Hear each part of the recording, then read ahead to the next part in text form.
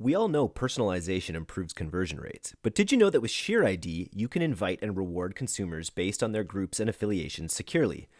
So you make an exclusive offer to a group like teachers, military, or first responders, and Sheer ID's simple checkout integration makes sure that only the right people are able to redeem.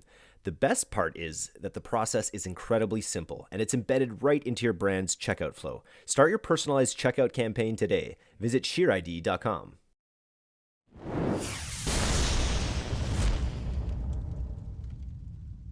Hello and welcome to the D2C podcast. I'm Eric Dick along with co-host Kyle Guilfoyle, and today we are very excited to be digging into subscription box growth with Simply Earth co-founder Lee Veldkamp.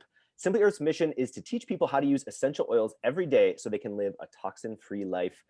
Lee has built this business up after starting it in 2015 in a very interesting path. And he is seeing some really incredible growth over the last little while, and I'm really excited to dig in with it. How are you doing, Lee? Welcome to the D2C podcast. I'm doing great. From Wisconsin, just getting over a cold spell, and weather's great. And so it's a joy to come on and help your listeners, learn how maybe they can apply subscription boxes, and also maybe any essential oil people out there, people who are confusing. Let them know that, you can learn how to use essential oils to make your home toxin free. Very cool. Why don't you just start with the hero's journey a little bit? Why don't you tell us in a nutshell the story of Simply Earth? Gotcha. So the real hero is our customer, but it all started 6 years ago, almost now, when my wife had some really stinky feet, and we used essential oils to cure the stink. And so we had a foot order. What? She is okay with this story. Nice. My wife has been amazing. She is the face and is really the head teacher here at Simply Earth. She had stinky feet, and we made a shoe and foot odor eliminator with the active ingredient being essential oils. Found a way to sell that. And then looked out there and we're like, man, people are really getting ripped off by overpriced essential oils when we were buying these ones. And so being an engineer, found a way to bottle them, found quality essential oils, and sold the bottles at about half the price of what some of the big oil companies out there are selling them for. Our customers loved that, saw traction there. But our big thing was 4 years ago, starting our essential oil recipe subscription box, where we give people 4 oils and all the ingredients they need to make different recipes. People then can learn how to use those essential oils. And then with this subscription recipe box, they make their own products where they know the ingredients that are in them, all while just having a fun time making things and learning how to use essential oils. And took a while to figure that out, but slowly grew from there. And a real community approach as well, too, right? Just because this is such an experiential product, we were saying earlier, that you're working with it, you're using it, you're creating it in some of these cases. I bet it creates a real opportunity to create community around this as well. Mm-hmm. So when we had our single oils, we realized the problem was people don't understand how to use them. And by solving that problem with our box, it also solved a problem that a whole community of people had, And so now we can talk to this community, and they themselves in Facebook groups in different places, they're sharing how they're learning how to use essential oils. They're sharing how they're making their own natural products. And I always love asking this question. I've asked it many times as a way to get to know you a bit better. Would you be able to tell us what you'd say your particular area of expertise is, and how that's led to your growth? Mm-hmm. So I graduated with an engineering degree, so maybe a little analytical. So a lot of performance marketing. So it's, in designing the box, a lot of customer feedback, a lot of iteration, and learning to slowly improve it and asking what the customers want and doing our best to give that to them. Nice. Easy, right? I imagine the engineer. I've just known so many engineers in my days. I imagine like the thoroughness, that you're the sort of the mental discipline to hold all these things in mind is something I don't know. I see from engineers to some degree. Yeah, I'd say most engineers are thorough, maybe not me. Yeah. Very cool. So we have in our notes here that you started everything on Amazon. So can you tell us a little bit about like how the sort of selling journey evolved, and like what was you obviously you've articulated that a lot of the key ability to get subscription is by creating this education piece, but start at the beginning and talk about going from Amazon to your next move. Yes. So we were on Amazon. We had sales on Amazon. Amazon is very price competitive and is very, very competitive. The biggest thing that allowed us to switch was we are no longer selling one oils to people on our website. We found a way to make a really, really good product in our subscription, where now people are going to buy a whole bunch of it over their lifetime, because they're not just going to buy, 1-2 boxes. If we really solve some true problems and build community around this product, and keep delivering the product that they love, the value is there, and it's really, really easy to sell people when your product is good. And you've got that great aspect built into your product as well, which is that you're sort of like you're a challenger. You're challenging the industry in a way, right? You're like, you're picking up on a pain point, which is these things are overpriced. We know that, and we want to invite you to this new solution that sort of challenges the way people think about essential oils. And that's such a great marketing position to come from. Yeah, it's fantastic. And then we keep providing more value by solving the problem of what do I do with these things? We'll keep teaching you. Are you familiar with The Ordinary, the skincare brand that just sort of does a similar thing in a way where it just sells the active ingredients in most high-priced skincare items, and they have like this just totally sort of basic label and things like that. This sort of reminds me of that a little bit, in that it's again when you're subverting an industry like that, you have a lot of marketing power. Cool. All right, so let's talk a little bit about the value add that you guys bring to the table. Like we talked a little bit about education, but can you talk a little bit more about the ways that you sort of make that experience as value added as possible? So when somebody subscribes, we're not just delivering product. We bring people in through a whole course we've created to teach people how to use essential oils and teach people how to make products. And so they go from confused on how to use essential oils to a hero. So it's our essential oil hero course. And so we sell this thing for $250. But if you subscribe, you get it for free. And people literally will take out these learnings and trainings we do, they print them off and they put them in a binder, because they want to know how to use essential oils and people just aren't teaching them. And so now the value isn't just in the product we sell. We have a digital good that scales up. So whether we get 100 people to subscribe each month or 100,000, we now have a fixed cost digital good that we can add value to people through. That sells in perpetuity. That sells every time someone picks that up. Yes, every single time somebody subscribes, they get this thing for free. And then every time they access it, it's an ad for your products as well, too, right? So it's just that ongoing residual value. And it drips out over 8 weeks. You cancel, you lose access to it. So now you've got real retention built in. Yeah, people are coming back in to learn from you about essential oils. Even if they cancel, now if they've taken this course, they're learning from you about essential oils. It really reminds me of Tom Shipley and how he said that, the blue ocean for DTC brands is that convergence of a great product with great content, which seems to be exactly what you're doing here. So I'm actually curious, you train people on how to use essential oils, that's part of your onboarding flow. What's next? What's next sort of step in the kind of value journey for your customers? The next step is continuing to make great boxes that they love, but also our Facebook group is quite entertaining. Those are our community. It's like their own little community. Now my people who work at Simply Earth, who manufacture, who put the boxes together, we call them our Earthlink product makers. They are in these groups because it is so much fun. They're sharing the products they make. They're sharing tips and advice. They have a lot of fun in there. So now they found friends online essentially. And if you unsubscribe, you lose out on your friends online. Have you heard that data is more valuable than gold?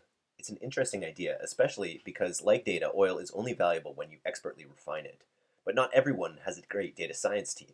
That's what makes RetentionX so great. This simple Shopify app is a data science team that translates your data into clear actions, informing business decisions based on AI-driven analysis. And Alex, their founder, is a big fan of the D2C newsletter. He's offered D2C readers 1 month free to anyone who signs up at retentionx.com/DTC-newsletter. That's retentionx.com/DTC-newsletter. On with the show. Can you talk a little bit about like how like what are you striving for with your retention? What are you achieving? What are we striving for, and what are we achieving? Yeah, like what's your retention rate like? Are you able to say what your sort of average customer lifetime value is with all of this amazing, extra stuff that people get? Yep. So right now people are staying for 8 months. So 8 times 40 is $320. So it's not a $40 sale, it's a $320 sale, and we're striving for 11 months.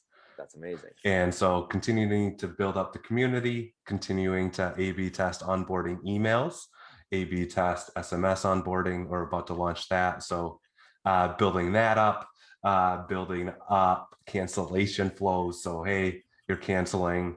Let's try to A/B test that and optimize it. So, you refine each piece a little bit each month, and you slowly get there. And those are the key aspects then, those specific areas. If you had advice to someone, for instance, who has some products and they were thinking of bundling them into a subscription, what are those key areas you'd tell them to focus on in order to improve retention? You said it's like the billing period there. Yeah. At this, well, we're 4 years into it. Yeah. At the start, get a good product. Yep. Get feedback on people and get a really good product. That'd be part one. That's a lot of work, but you just keep digging it away until you do it. The easiest win is a onboarding. So what are those transactional emails that you're sending? At the start, are you calling, or you're probably video messaging each person who signs up? Ooh, video messaging, that's a good idea. So you can create a very, very simple flow in 1 minute, you can create a personal video to that person.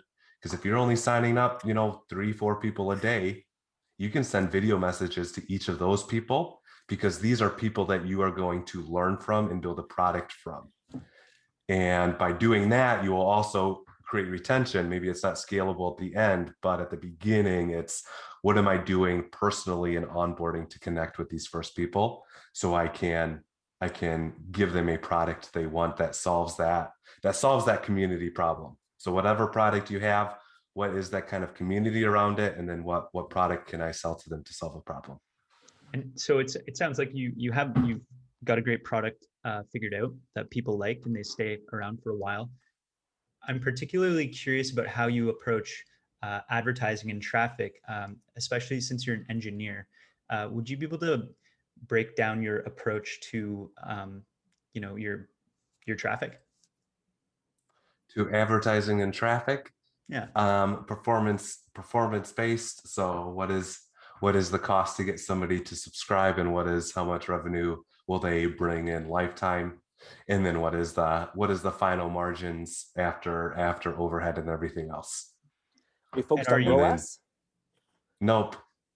So if you want to do, not based on ROAS, unless you want to do a fancy like LTV ROAS thing.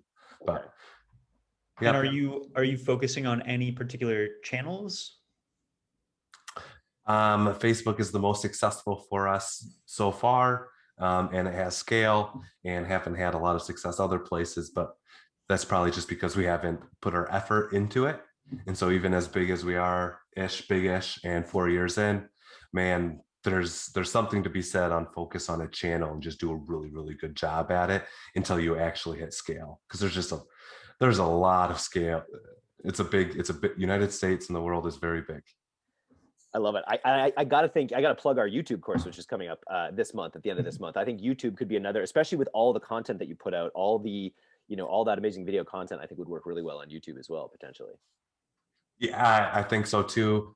Pinterest should work. because it's a Yeah. recipe making thing and people go to Pinterest, but we dabble in it and don't see success because it just takes a lot of work and a lot of testing and iteration and improving and finding what resonates with people in order until you end up with success. Love it. We've got a great question here from Una. So we'll just jump in with this question if it's all right. Yep. What was the logic or conclusions from testing process to get your price point and subscription discount? I see it's around $200 for full price versus only $40 with subscription.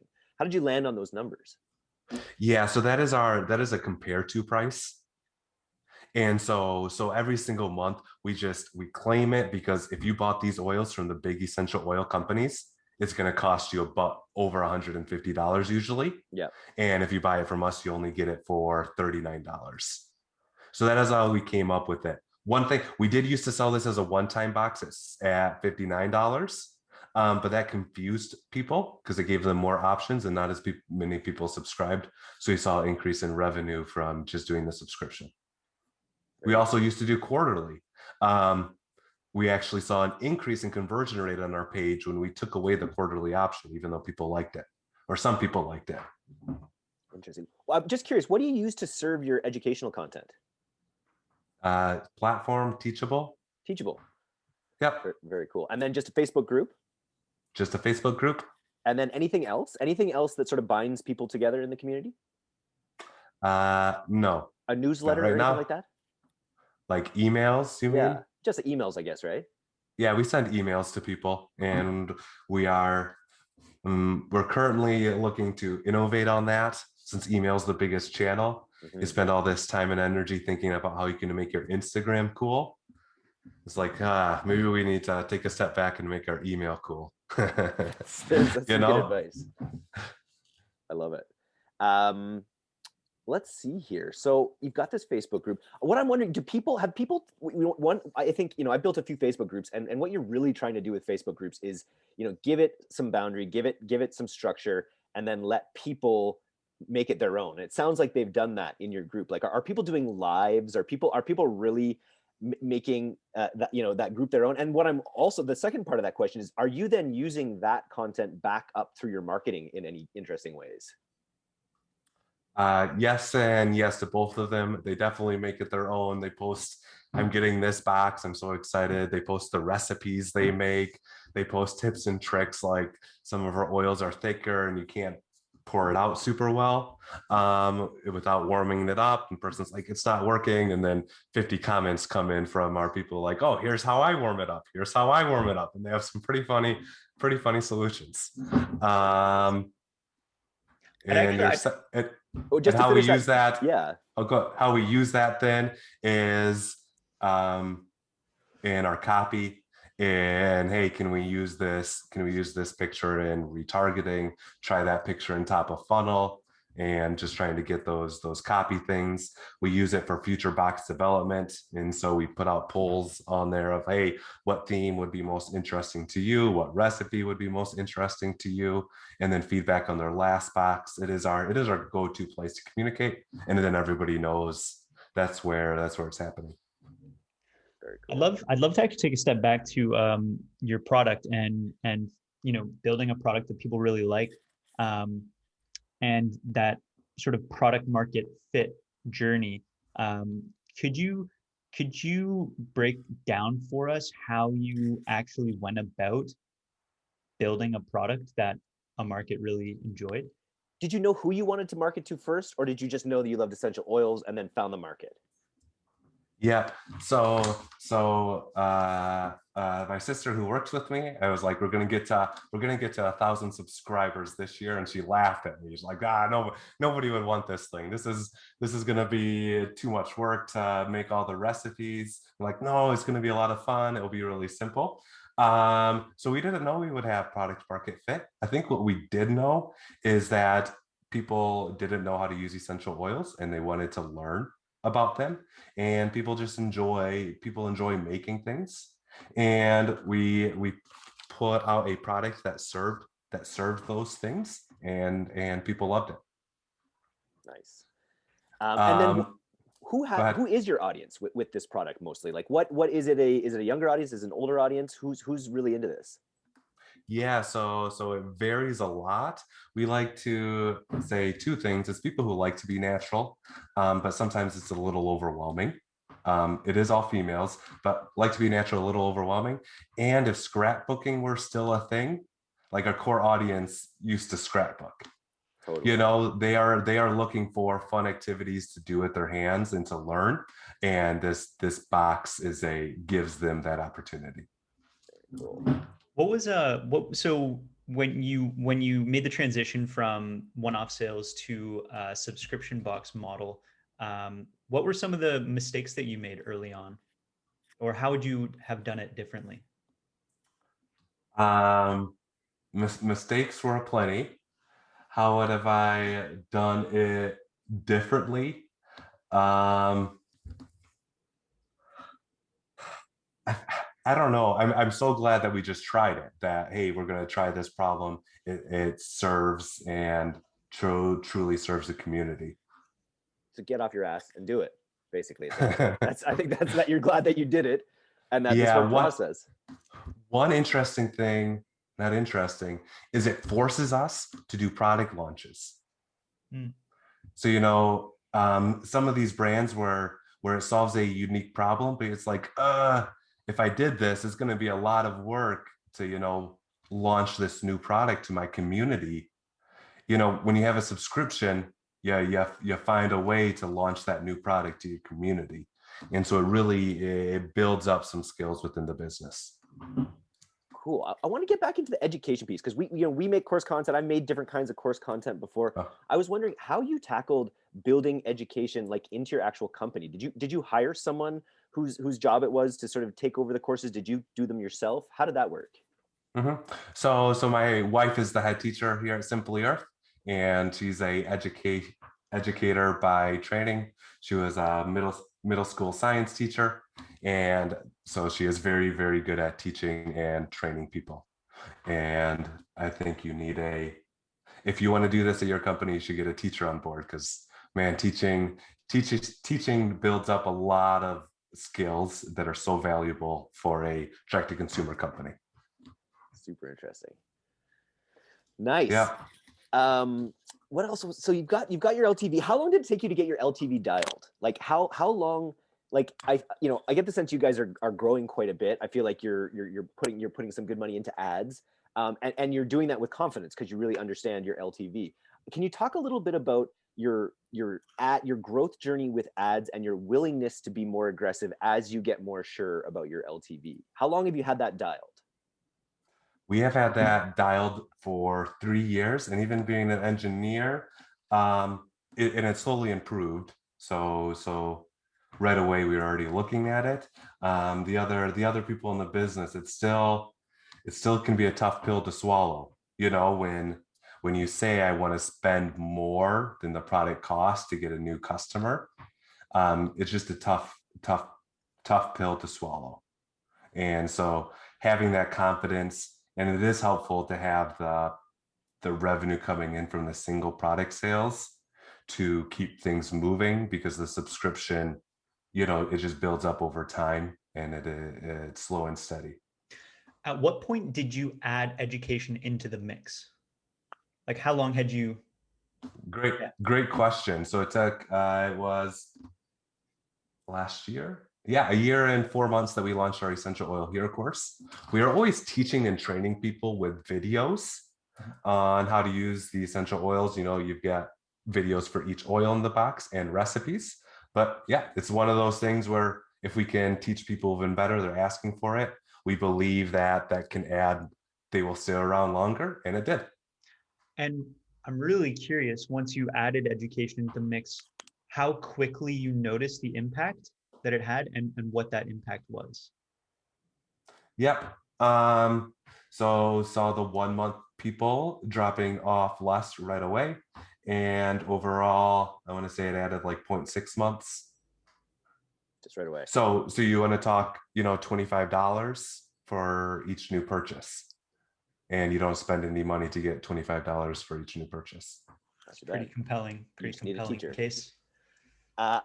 We're taking a look at your ads too, and I noticed something really stood out to me, and this is something we're seeing echoed across a lot of the interviews we've had recently, I think, with people who are building different good causes into their marketing and into their overall brand. I noticed you've got you've got quite a lot of content around like stopping human trafficking, which is a really amazing, in child trafficking specifically. I'm wondering, is that something that again came from you guys as a couple or as business owners, or is that something that you've got from listening through your community to kind of pick that cause? So I started this Simply Earth with my brother, and his wife was very involved in stopping human trafficking organization locally. And as a business, we don't just want to teach people and teach. Our goal is by 2025 to teach 1 million people how to really use essential oils and make their own natural products. And the ability to have profits allows us to do that, but then to right away be giving back to help others. And human trafficking is a growing, spiked because of the pandemic. And so if there's any way you can, get involved, to reach out, to tell your local law enforcement about it, because when people get stuck indoors, they start to make bad choices. And so the demand has gone up for sex trafficking. So wow, do something. Yeah. That's powerful. It's really, it reminds me, you're wearing the Maxwell Finn shirt there, but it reminds me of the Ezra Firestone sort of serve the world unselfishly and profit. And if you believe, especially if you believe that your product is really making people's lives better and in turn making the world better, then it's like a moral imperative to grow your company kind of in a way. Yeah. So that is fun. The ability to grow is the ability to serve others more. And here's a question too, like not to bring it back down to brass tacks, but if you're paying if you're putting these messages into your actual ads as well, I'm wondering, do you have like a lower goal for ROAS or for cost of goods sold or whatever? Are those ads out there more as like an act of charity, or are they actually, converting? Interestingly, or it doesn't convert very well. Okay.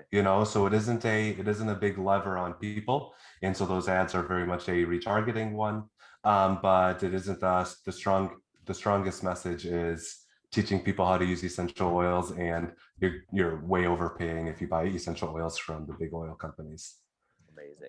I'm really curious, what's one thing about essential oils that most people don't know, but they probably should? One thing about essential oils, they aren't magical. They will not cure cancer, but I do think most people know that now. You don't have to buy them from that person who's messaging you on Facebook. There's a lot of other brands out there.